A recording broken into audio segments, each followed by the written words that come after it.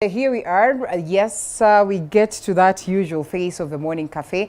It is about the papers this morning, as well as getting into just the talk of politics. And the gentlemen that are joining me for the same, Juma Hemedi, Member of Parliament, candidate Thika Town, as I had mentioned earlier on, as well as Abraham Maina, Member of County Assembly candidate for Ngando ward that is in Dagoretti South. And so as we get to this conversation, we welcome you to be part and parcel of it. Hashtag is Morning Cafe at Linda_Lela TV47KE. The gentlemen will help us decipher what the papers detail this morning, but above everything, they'll tell us some more about their bids and their general view of politics on this very moment where it's all heated and we are waiting for the August 9th. Gentlemen, asante sana for creating time. And here we are. It's about degrees. And it's about, you know, just who will survive. It's about who will be the next first lady. These are the stories that are on the papers, and we are here to make sure that we decipher on them. But above everything, it's unfortunate that it is going to be very expensive for the people of Kenya.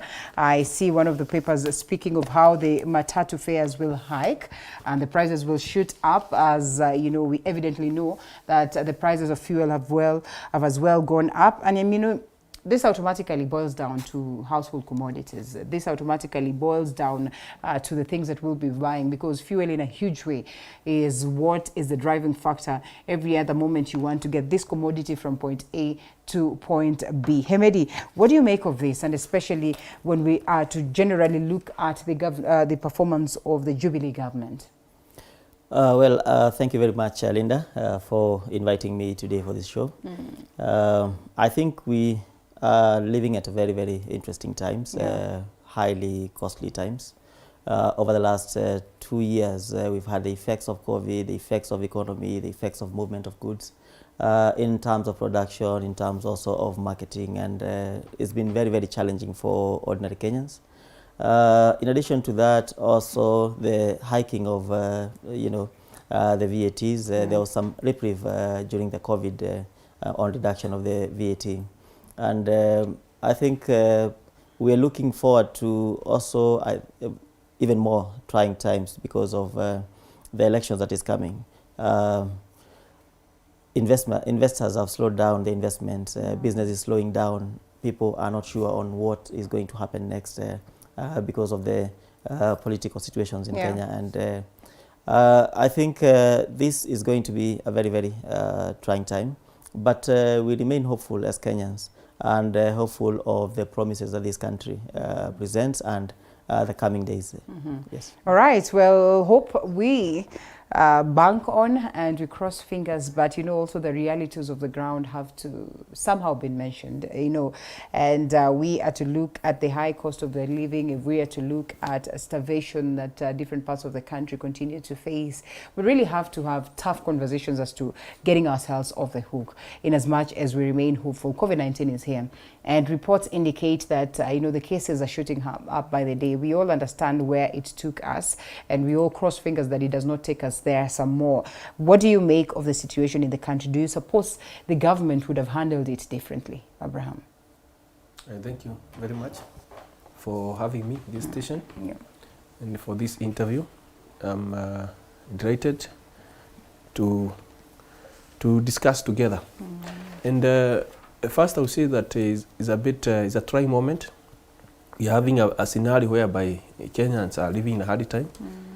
The issue of you have raised from the beginning of the rise of fuel, the COVID-19, and I think it reached a time that where the Minister of Health told us now we are now safe.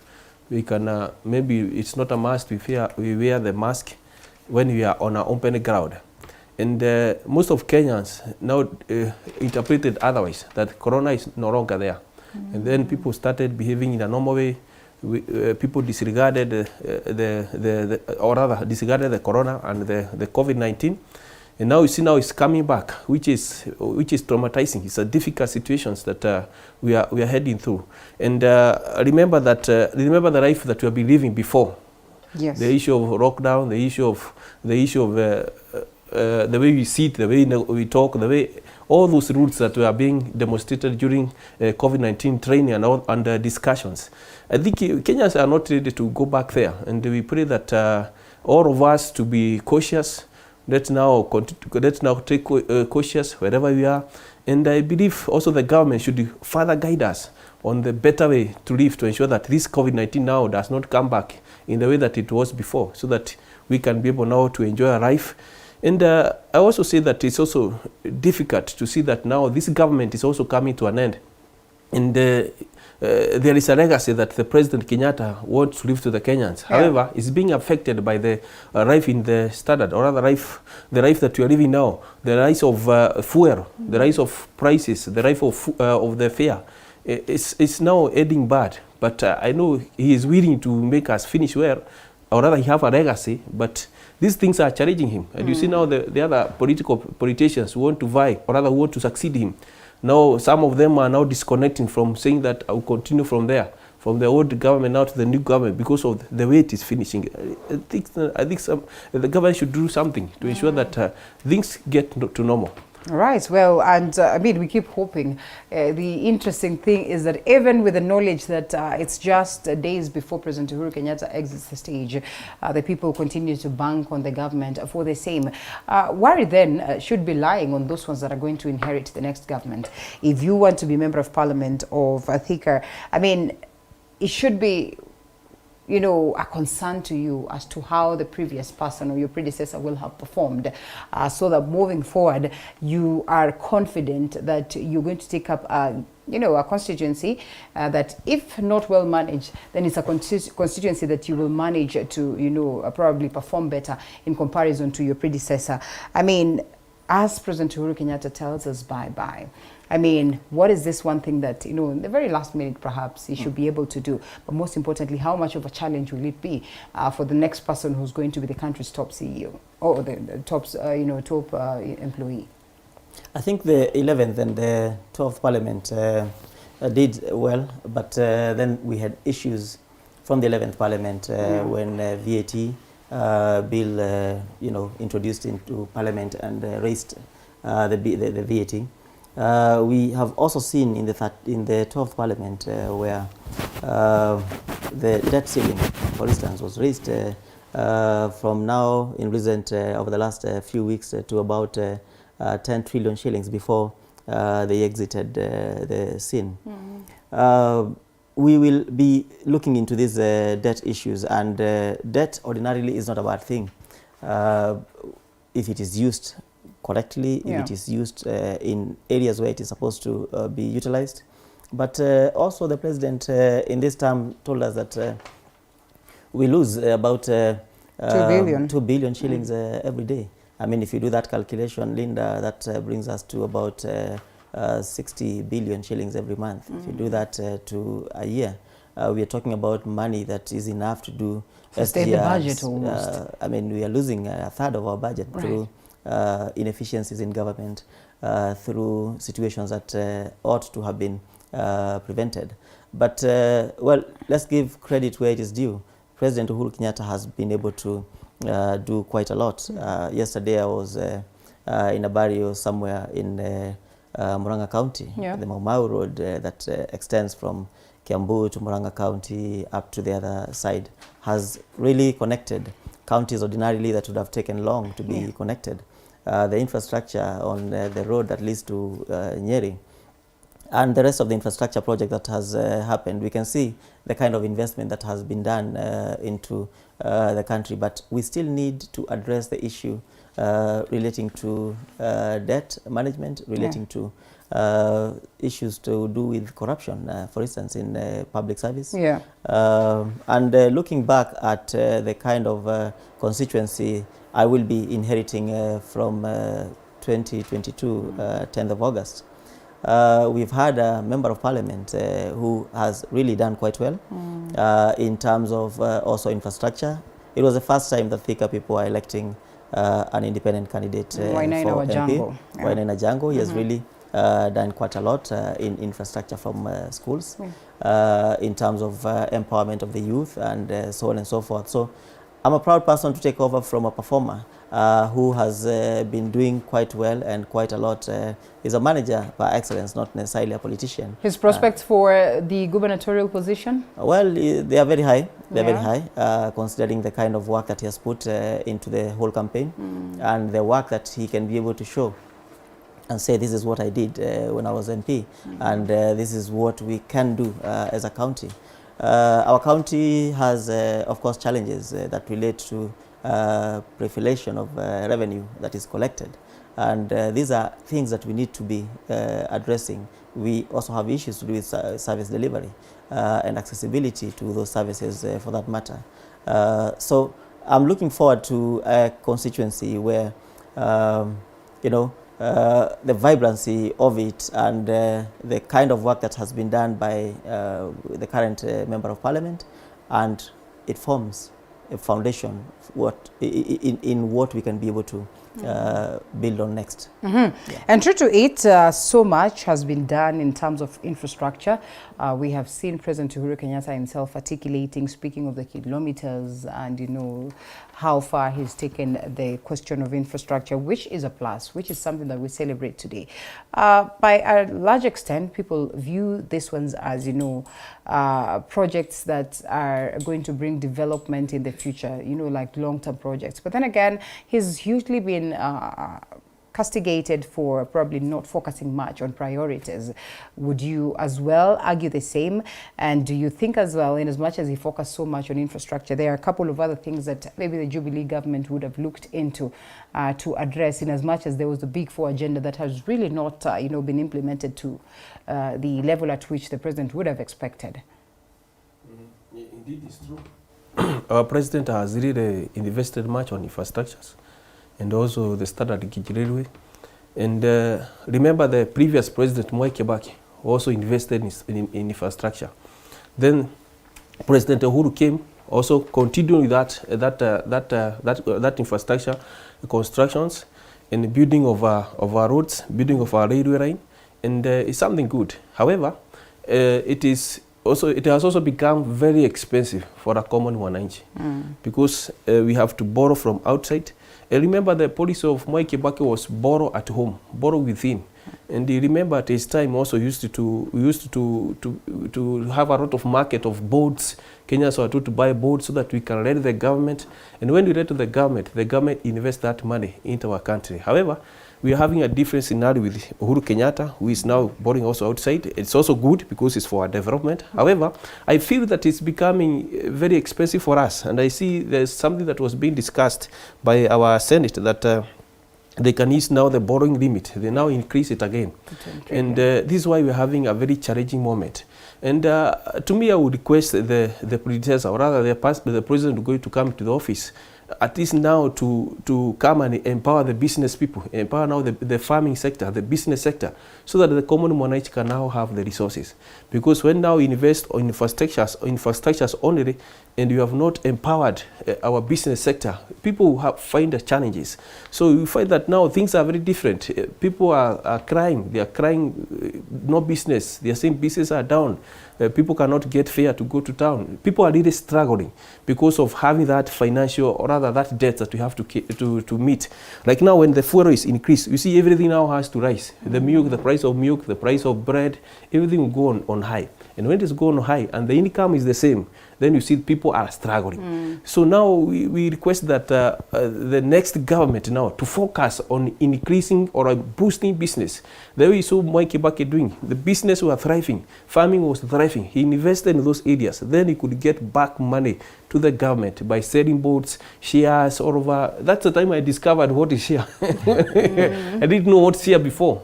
But the way being marketed in newspaper, in the news, Safaricom is selling shares, Kenya Airways, all that. It was a period of Mwai Kibaki. He knew how to raise money from the common, borrowing locally. Yeah. And I think we should embrace that other than borrowing outside, because it will reach a time whereby now we have to be controlled by that other nation. Okay, I want us to probably trick you, Hemedi, to this question, and I'm not trying to ask whom you will vote for, but then as politicians we have seen them coming out in broad daylight to say that I am for Azimio and all that. President Mwai Kibaki did well. and especially even during the Grand Coalition government, we still witness great performance in some of these things that we call the infrastructure. The questions of the SGR were brought on board then. We look at Thika superhighway, and we pride that in that very government. We look at some of these things that we're mentioning in terms of monies and generating revenue and making sure that there's circulation and flow locally. It was about hugely also his good, say, work environment or relationship with the Right Honorable Raila Odinga. Do you suppose then he could be the best bet for the country in terms of probably reviving that? As you say, that's a tricky question. I'm running for Member of Parliament in Thika as an independent candidate. Yeah. And we have no side to choose from, but we can only analyze what each one of these sides, what the potential they have to be able to present to the Kenyan people. In the entire 10 years of Mwai Kibaki, there are only about 2 things that he did. One was the economic recovery. That was in his first term. And anything else that did not address the economic recovery, President Kibaki was not, enthusiastic about it. That's when we began importing motorbikes. That's when, the taxes for motorbikes in the country went down. That's the same time that teachers were urged to go back to school so that they can, get the next promotions. We saw, expansion of universities, especially in the private sector. We saw an additional number of institutions coming up in Kenya. At the same time, we also saw a lot of vehicles being imported between the year 2002 onwards up to now. He understood the economy of the country and the areas in which needed to be tapped. And my brother Abraham says that we ought to be borrowing from local, but also says that we need to create more funds and more loans for local businesses. When the government borrows from local market, it becomes hard for. Then it will be hard for business people to to borrow. Yeah, that's true. To borrow. But what we need to be asking ourselves is: are we borrowing affordable loans that we can be able to pay? And what is the time limit for us to pay this loan? And what exactly are we putting these resources into? If it is in areas that will be bringing a spur of the economy, then that's a good thing for us. The second thing that President Kibaki did in his second term was purely on infrastructure. And today, Linda, Kenya boasts of the best infrastructure in the entire region. You can see, only from remittances from what we call diaspora remittances and the big offices that are staged in Kenya, the UN, the UNDP and the rest of the things. Kenya receives more from infrastructure than we do from coffee and tea combined. And so I think what we need to build on, and that has been seen by Safaricom extending to Ethiopia the other day and getting a license for communication. What we need is to enhance on that infrastructure, but also reduce on inefficiencies in government, so that we are able to say that we can have money in circulation and for people to have startups. But also in terms of business, I agree with Abraham. It's been tough for business people, especially startups. And I saw a recommendation and a proposal in the BBI that seeked to give a tax moratorium about 5 or 7 years for startups. But we need to move further than that. We need to enhance more on industrial growth. We need to move into manufacturing. And you mentioned the big four agendas. Among them is infrastructure. And of course, there is also the issue of affordable housing and industrialization. So moving forward, I think either president or whoever comes in as the fifth, whether it will be Honorable Wajakoya or it will be Honorable Raila Odinga or even William Ruto Maure. One thing they will have to deal with is a growing public debt and the stability of the businesses. We are losing a lot of investors to our neighbors, and that's not a very good thing. Again, we will also look into food security of this country. we have a country that can be able to produce so much, and yet we underutilize land. So much land is lying idle. We're not investing in irrigation and such kind of things that can be able to take our country to a food secure country. Well said. And when we speak about accountability, it worries me to see the Auditor General's report. And true to it, the Auditor General has been treating us to some reports. Early this week, they spoke of how the state itself has a lot of monies that cannot be accounted for. And you ask yourself, even as President Uhuru Kenyatta is exiting the stage, what would he say? What would he show? Why do we have these discrepancies?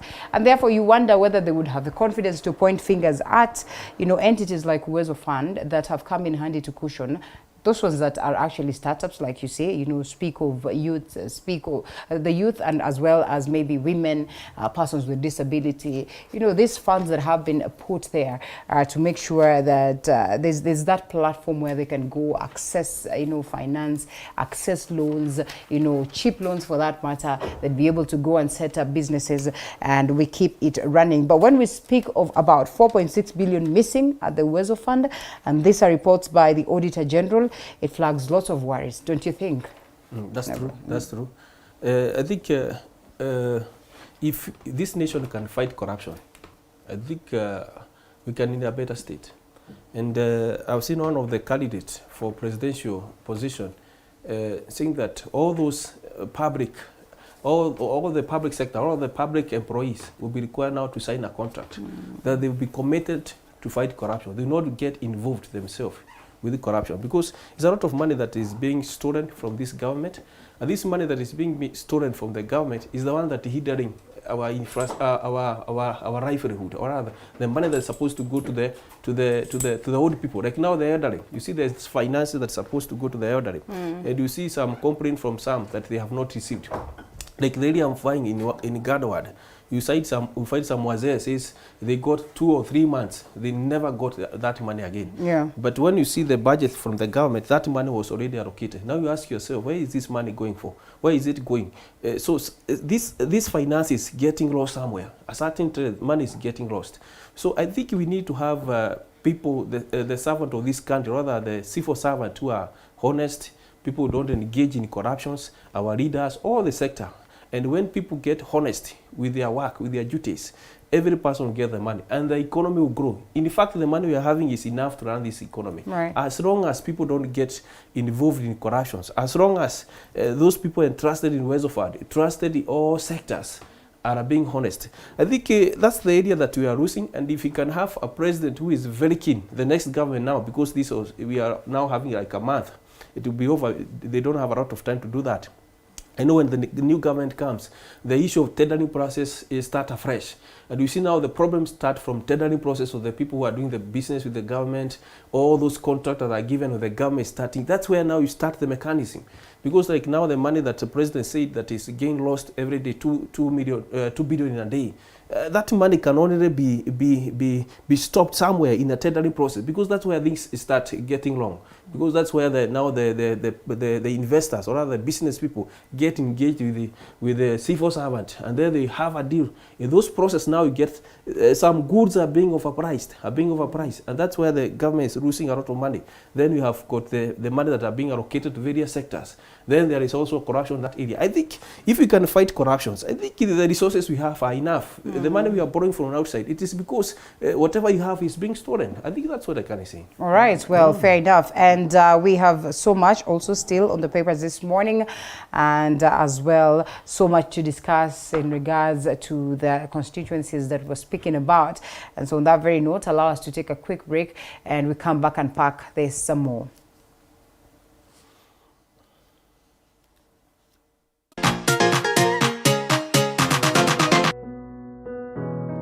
Despite being visually impaired, he is a jack of all trades. It is our quest to find answers on how to take care of children with special needs and those with disability.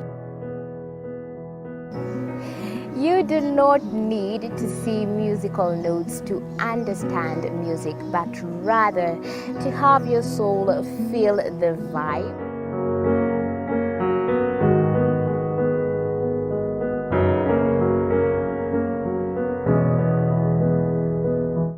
Actually, for us to make a wheelchair, we have to take measurements of the user. After doing my assessment, I get to know the parent, I get to know the heaviness she's carrying.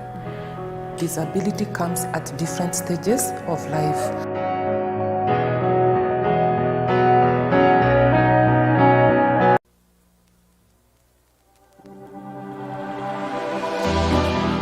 How well do you know what's happening around you? Morning Cafe with heated political debates. Baraza la Siasa. Hiyo kitu azungumzie, angalie hali ya maisha ya watu. Informative health discussions. Business, farming. Tasty Wednesday, Fitness Thursday, and Feel Good Friday with amazing DJs, celebs, waimbaji, kuna comedians, alafu kuna wajinga. and music bands every Monday to Friday from 6 a.m. to 9 a.m.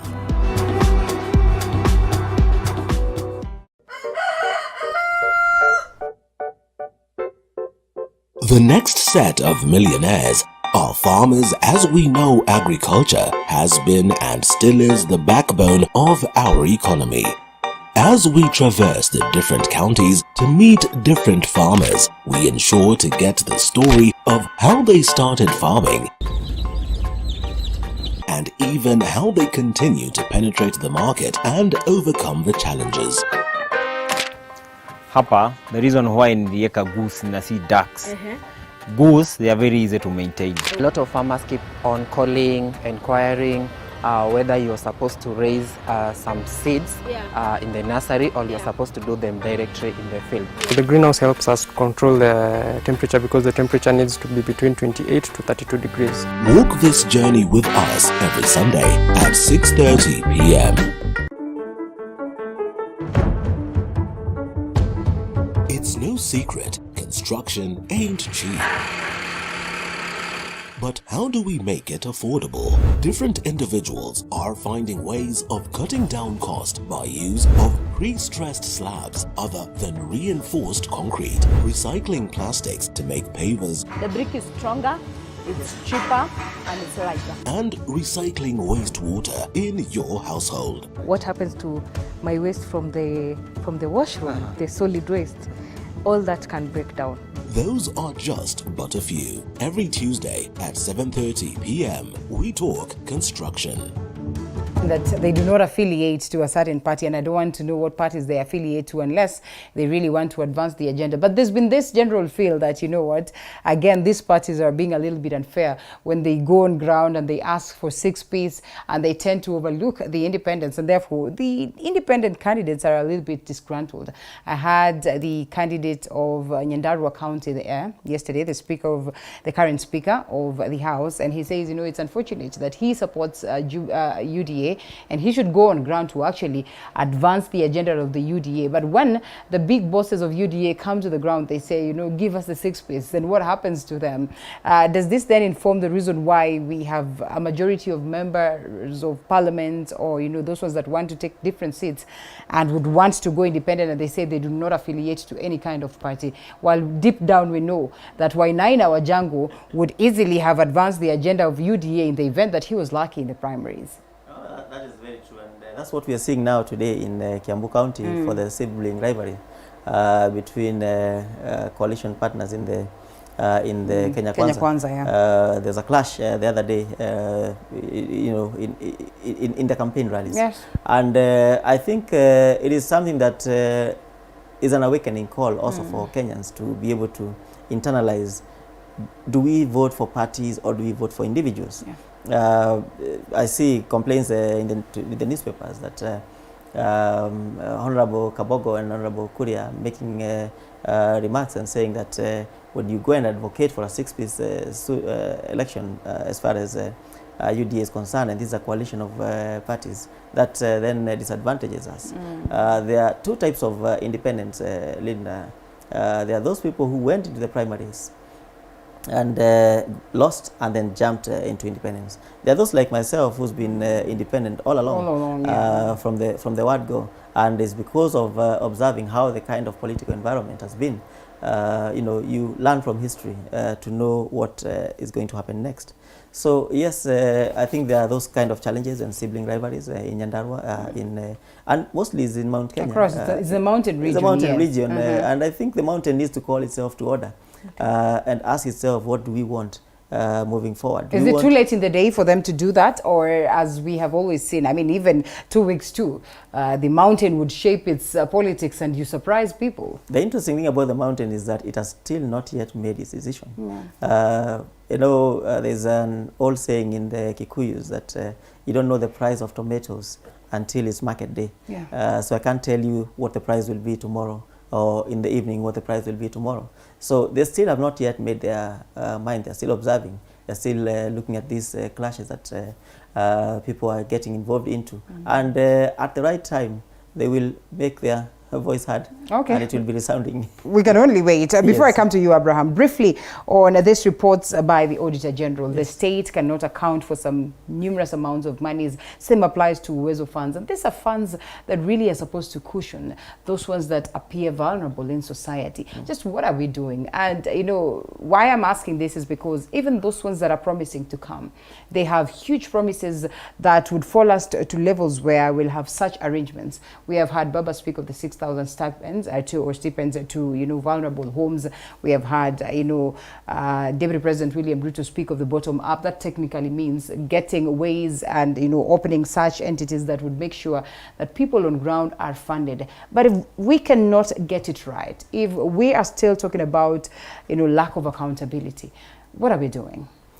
It's unfortunate, Linda, that a program that was started by President Mwai Kibaki way back, I think in 2005, 2006, under the Youth Fund, and has grown now up to where we are today, Uwezo Fund, and comprising now the women, people with disability, and the youth.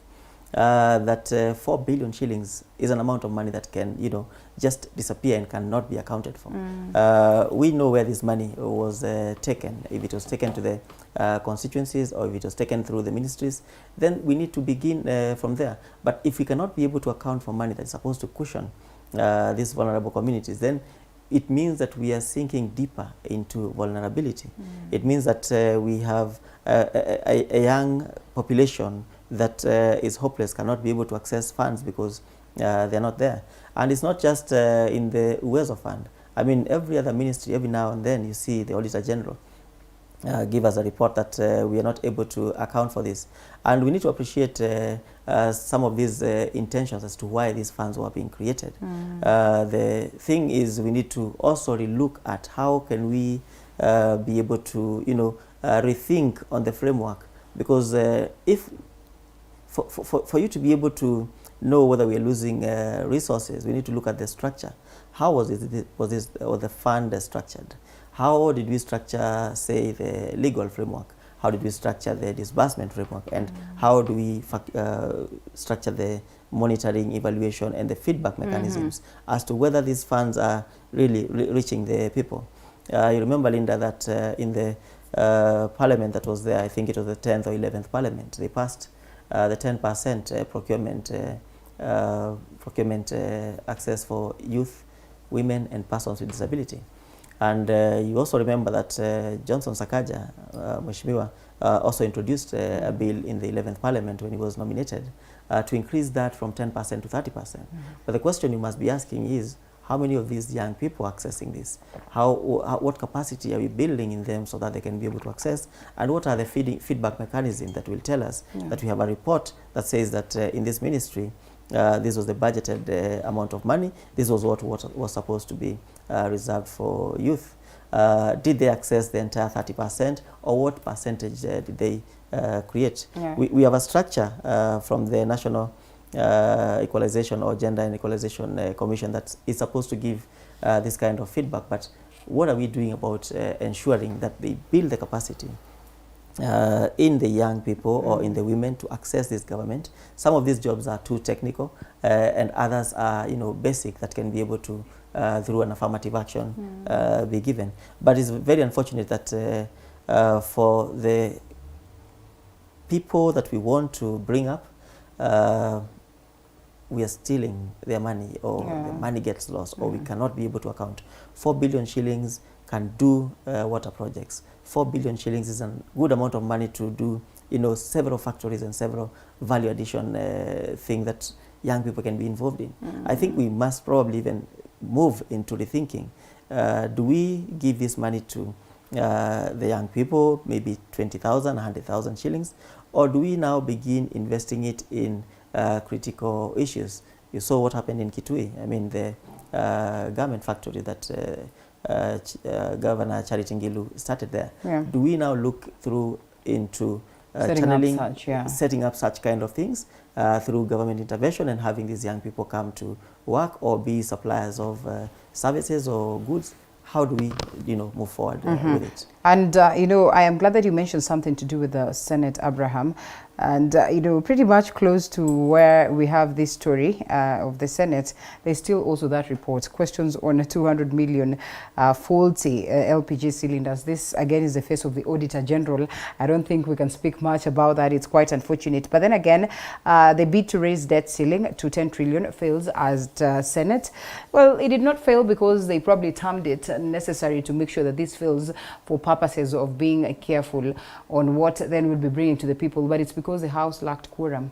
I don't know whether that was by design, and I don't know whether next time when they reconvene, then they would think otherwise as to raising the debt ceiling to 10 trillion. But well, we can only wait to see what plays out. Back to back to the question of politics, and it's been quite hard for these presidential contenders to tame their own within the party, and I'm sure it is in their best interest to come and speak to you who are independent to support their presidential bid, because it goes all the way up to that.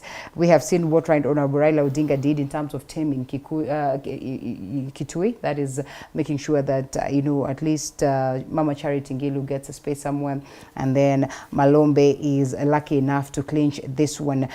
Is that the way to go, or this again in a huge way demeans that gain that we have made to make sure that we get the women right at the top of the helm? I heard Madam D here yesterday complaining that, she really would have wished to see Martha Karua going it to the right aspect of the top, as opposed to being, somehow gelled into this conversation and being pushed to play second fiddle. We are making gains, or we are just moving round and round, especially when it comes to empowering women to take up the mantle?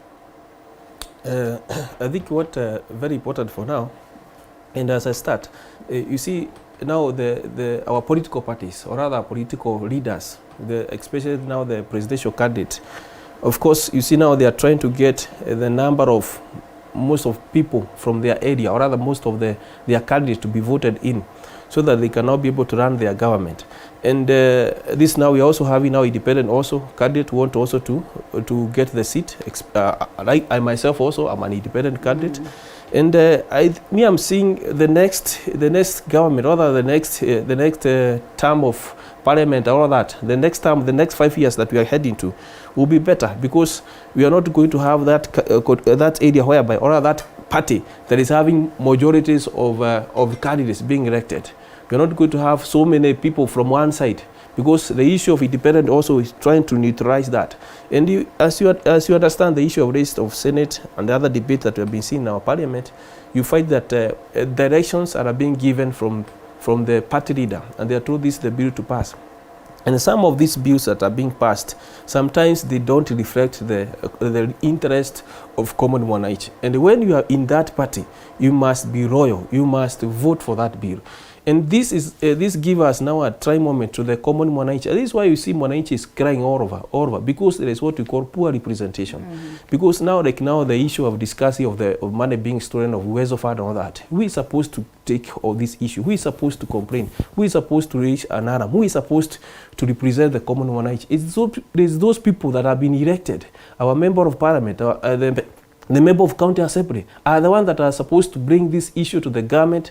They are the ones supposed to complain in the assembly, go to the government institutions. Money is not getting, our people are not getting the money that they have been allocated to. Because when a member of parliament open 2 or 3 days to reason his people. People come and say, I have not received for 3 months this money from Waze, money for disabled, the women, we have not received. Then when he get all those complaints, he is now able now to take it to another step. But we see now the issue of the people being elected and they don't listen to the people. That's why we are having the gap. We can also blame the people that have been elected previously. Not all of them, but we find like 90% of them have not been doing their job as they are supposed to do. Look at you understand how this politics is being done. You see, if you want to see the elected MCA, you want to see the elected MP, it's not easy. It's not easy. But now they are available, of course. Yeah. You know, I'm not been in office. It's my first time to fight. Yeah, and this is the area that we want to fight. Because if you're elected, you should have time for your people so that you can hear what their problem they are facing. Yeah. Some of these leaders, they hear from the news. They hear from, they see in a newspaper. They see from TV. They don't know that elderly people, they don't get money. Right. They don't know the women are not get their fat. They don't know the disabled are not get fat. What am I trying to say? I'm trying to say that if we can have people being elected on different level, we have independent candidates, we have party from Azimio, we have UDA, we have, now we have got a good forum whereby now we can discuss issues based on how important they are, other than not being directed by the party that you must pass this. Let's get to a forum whereby we discuss how is this bill helping these people? How will it help the economy? How will it boost our... Let's have a way of reasoning together, other than not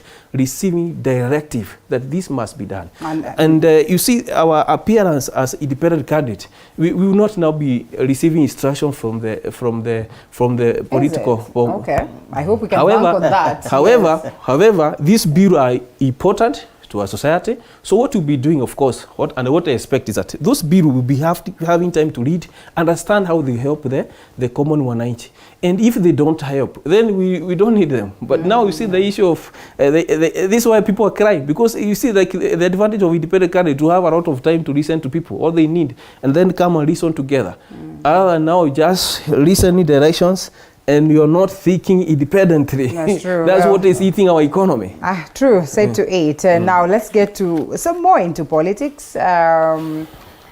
IEBC told Arati has valid degree from JUST, JUUS, and there's also bad aspirants drug pull agency post to tribunal. Raila tells tribunal court petition to bar him lacks merit, and you know all this conversation that we have seen those ones that have been bad. You have been lucky enough to be cleared by the IEBC, and it takes us down to this conversation on Sakaja, and Sakaja has managed to be on the headlines for the better part of this week, last week, as now they say Sakaja faces arrest for forgery. I mean, what is all this? And especially at this point, why does it have to, take the IEBC, which is supposed to be preparing and, making sure that, it guarantees us an election, through court, battles here and there at this very last hour? I think this, to me, is the shape of how we need to ensure that we have credibility, not just in the process of election, but also in the candidates that we finally end up with. You know that we've had cases from the time devolution came of issues where governors were cleared and did not have the required papers that are required for the office. I think the 2010 Constitution also tried to limit some kind of influence of so much. But while 2013 and 2017 elections somehow went, we still had some people coming in with questionable issues to do with their paperwork and to do with other things. And I think this marks the beginning, in my view, of taking our leadership in this country very, very seriously. It's unfortunate it's happening now to Sakaja. Is someone I admire a lot. I follow him a lot with the thoughts that he has, with the ideas that he has, and with the passion that he has, especially in terms of uplifting the youth. Of course, you, as a private member and as a nominated member in 2013, between 2013 and 2017, he managed to bring the amendments of the Public Procurement and Disposal Act that increased 10% to 30% of accessibility of youth. And his brain that we need in this country. It's unfortunate that this is happening now. And I may not want to comment on the issue because it's still under discussion, and you know, the public engagements on it sometimes create some sense of emotions and some sense of people are not able to look at it from an objective perspective. Everyone will look at it from a political angle, or I'm being victimized by this, or it is this one who wants me out, or it is this one who's trying to push. So if we can be able to allow it, because the issue of your education, I mean, Linda, you know where you went to school. Yes, it should be straightforward. I mean, if you asked where you went to primary school, even if you went to 10 of them, you will simply say between this year and this year I was in here. And it's an easy thing to you know, to put across. In high school too, there are some candidates who were cleared in 2017 who had no idea where they went to school. Some of them would pick a school just for convenience. In one TV show, they were in this school. In another TV show, they were in the other school. So it brings out the whole questions of credibility. And also this ties with what has been happening in counties. For instance, you saw the reports that were there in the newspaper a few weeks ago. Kiambu County lost about 1.9 billion shillings. You know, former governor takes that into assets, and it's way much more than that. And we have a Senate that's supposed to be creating oversight on this. So what kind of qualities, what kind of people do we want in that oversight? What kind of people do we want implementing programs and projects related to the fundings of the county? And I think of importance, not even the issues of the degree, is a question on integrity of these people. I mean, are we lying about where we went to school? Are we lying whether we have or we don't have papers? And do we have institutions that can be able to verify this? And I've seen many of the candidates that are being cleared. Several of them are coming with degrees from you know, universities that you wonder, or you have to look through the Google map to know where these universities are. And this brings the whole question on leadership and integrity. Are we having leaders with integrity getting into office, or is it because we have made a name for ourselves, or made money for ourselves, and we can go for these seats? So this, to me, is still a process of political maturity. And it ought to have started from the political parties. And that's why you know, some of us decided to run as independents. Because if you look at the political party process of clearing candidates, and even giving a candidate you know, the nomination certificate, you tend to wonder how did these people even miss the scrutiny. But as we have observed in political parties in Kenya, and sometimes in you know, the African continent, is that you know, we are not so keen on issues to do with integrity. We are not so keen on issues to do with character of these individuals. What we are keen about is whether this person will bring in some funding into the party to make us move to the next level. It's unfortunate, but I wish Sakaja well. I hope they get to resolve this issue. If they don't, he still has some you know, good time to be able to organize himself for the next election. Right, well put. Lots of feedback coming in. Let's read this one that has been sent by Shiko Nyamu, who's watching. Says, we keep speaking so much on the fight against corruption, but never about how we need to implement integrity, accountability, transparency, credibility, and goodwill. Corruption thrives because we are not clear on what we want as a result of that very fight. So maybe the campaign needs to change from fighting corruption to upholding integrity, accountability, transparency, credibility, and goodwill. What we focus on, we magnify. Abraham, Sakaja and many others that are facing this trouble. And I mean, we have had these battles as to whether we need to have members of county assemblies holding degrees, members of you know, parliament holding degrees. And I mean, in court, this was challenged successfully. And today we understand what you need to be a member of county assembly. You equally understand what you need to be a member of parliament. And therefore, such is expected for the other cadres of leadership, that one who seeks to be president, Jimmy Wanjigi, should understand what the Constitution speaks of when it's about this, that John Saul Sakaja should as well understand what is expected of him. And as Hemedi would say, you know, we all understand where we come from, and therefore it should not be rocket science for us to explain this. But this is even going to notches where it is being politicized. Sakaja says this is about President Uhuru Kenyatta and how the state seeks to impose its very own into that top of the helm. You know, that would be contrary to the wish of the people of Nairobi. We have seen Deputy President William Ruto saying, you know what, coming in defense of Sakaja, and he says, tell the Right Honorable Raila Odinga to present his papers today. Just what is this exactly? It's quite interesting, yeah? And I think if you want to change this country, first, we should change our leaders. Because the moment we don't change our leaders, we also have the problem down there. And the issue of degree, as my colleague has mentioned here, is that everybody knows where he went to school, and every institutions have a record of their student, and having this correspondence being exchanged, and there's no material answer is also worrying. However, because the issue is still being debated and discussed, I think what I would say is that if you want a good leader, let's look at their integrity.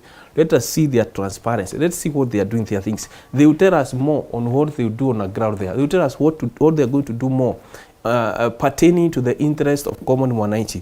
You see, like now, I remember last time it was passed by the member of parliament that every candidate will have a degree, and everybody was given time to go to school.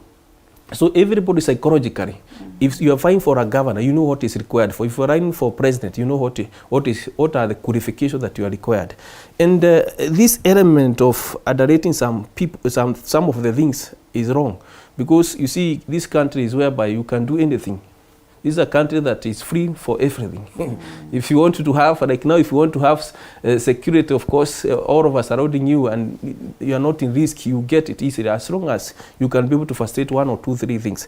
And I think I can see there's a lot of change. Like you remember now, last time, Chebukati, when he was clearing candidates, he was not very keen on that. And we had court cases that came later, people being passed, people being elected, that they have a degree, yet the degree was not verified. And I think Chebukati is trying now to do something different to ensure that this time around, no accusation will come from his office. And he's doing a good job. Let them continue to do their job to ensure that we get the people that are qualified for. What I think is very unfortunate is for Sakaja, who is a candidate for Nairobi, is what I feel unfortunate on his side is that he is blaming President Uhuru Kenyatta on this. Yet President Uhuru Kenyatta is not a chancellor of the university. President Uhuru Kenyatta is not an aspirant of governor seat. You see, President Uhuru is saying that I'm retiring. So you try to attach, but you don't see any connection. And this element of looking for sympathy is now overtaken by event. And now Kenyans are looking people individually, and they are able to analyze point by point. The moment you allocate to Uhuru Kenyatta, they don't understand. Is he a board of this university? No. Then it is not making sense at all capacity. And therefore, I think that thing should be changed. The other issue of Deputy President saying Sakaja has a degree, then it's not his part. The IBC is the one. Not for him too. Yeah, it's not for him also. Yeah. It's like Uhuru Kenyatta has no issue on this. Then also the Deputy President, who is also a candidate for the presidential seat, it should also let the IBC and the court to do that matter, and they finalize the issue, because we don't want an institution or other country whereby we are being influenced by the political parties, political leaders. They force things by shouting to the common Mwananchi, and the common Mwananchi has nothing to do with the degree, because when you're in a campaign there, you talk of Sakaja degree. What will the common Mwananchi do? They don't have their university, they don't have their degree to give, and this is not something supposed to be taken to the common Mwananchi. These are institutional issues that should be discussed by the court system, discussed by the IBC, And if somebody has not qualified, I think those people, it's not only Sakaja, we have got others. If they are not qualified, I think they have got another 5 years to go to school, and then they come again, and we elect them. They are good leaders. Sakaja is a good leader, of course. We have got other good leaders. But now the issue of obeying the constitutions must be respected. It is about constitution. And this constitution must be upheld, must be respected, must be followed. And they are good leaders. We can give them another 5 years of warm-up. And then they come out being a very good leader. Well put, and I think it's exactly 5 years or even less this time around. And so, gentlemen, time is moving very fast. We have to come to a close. But you mentioned something to do with Wajackoyah. I'm seeing what, has been captured on the front page of the Standard newspaper, speaking of the first ladies or the possible first ladies that we have. And it reminds me of a message that I have received this morning from one of the people who's watching. Let me find it. Yes, Wamunyinyi says this, that, I hope, Linda, you and the leaders on set have seen the videos of Wajackoyah making rounds. His campaign style is worrying to him, or to me, to Wamunyinyi, because he says, he ought to know that he owes the country safety for that very matter, and therefore he can't just be going to these pubs and all that to pull his campaigns. He needs to be safe, because if we do not have him, then we all know that we do not have an election. True to it, and I think all the presidential candidates need to be careful at this very moment, because it is their existence that will guarantee us an election. We're not going to delve deep into that, but allow you to speak to your people as we come to a close. Thank you very much, Linda, for inviting me here. Thank you. It's a pleasure. It's the first time we've been on set on TV47. It's an honor. Yesterday and the few past week has been very sad for Thika people. We've lost quite key members of society. One we buried in the morning yesterday, and another one, son to a very big investor in Thika, also passed and will be buried today. So I'll be joining them for the burial after this. With all those issues happening today, and with everything that has been going on in the country, we can only be hopeful. We can remain hopeful and pray to God that He is able to guide us through very, very well. And to my constituents in Thika, I'm saying a big hello to you, and I'm asking you to look into the characters of the leaders that have presented themselves for elections in this, in this year. Ask yourself critical questions on what you need and whether these leaders present or represent the exact thing that you are aspiring for. Ask yourself whether they possess the qualities of God-fearing, they possess the qualities of trustworthiness, they possess the qualities of non-corruptible, and every one of those things that a good leader should have.